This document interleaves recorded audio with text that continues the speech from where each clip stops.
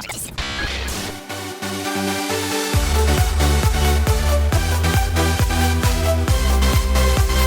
a lot of government discrepancies, human rights abuses and the demands for justice, the streets of Sydney is rallying up to stand up for the refugees.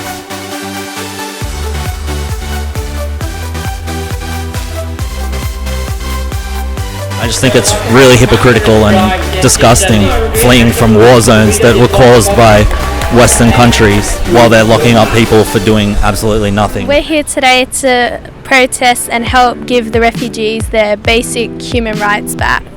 Fight for freedom for refugees. It's time to bring positive solutions for refugees and asylum seekers instead of incarcerating them with great cruelty and great expense. If they do get on a boat, don't mistreat them, rescue them. They are an asset for our country.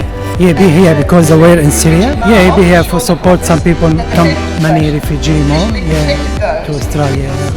Detaining people in detention centres is against their human rights, and it makes the job of nurses and midwives in those centres extraordinarily difficult. You add on top of that the Border Force Act, which tries to threaten those people with 2 years jail for the fact that they could speak up what the conditions are really like in those detention centres. We are paying hundreds of millions of dollars of taxpayer money to keep those people in detention. I think borders are a really toxic thing for humanity. They just serve to further divide us. The majority of people around the world can't move freely wherever they want. If you're born in a crappy place, you're stuck there because you can't move out. We are human here, and then they're same as like us. They shouldn't be treated differently. They should be given their human right, their right to education, their right to a better future.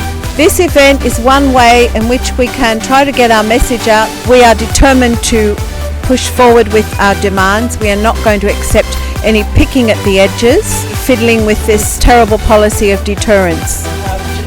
Yeah, to be here to Australian government to milk more from the more refugee from the world, around the world.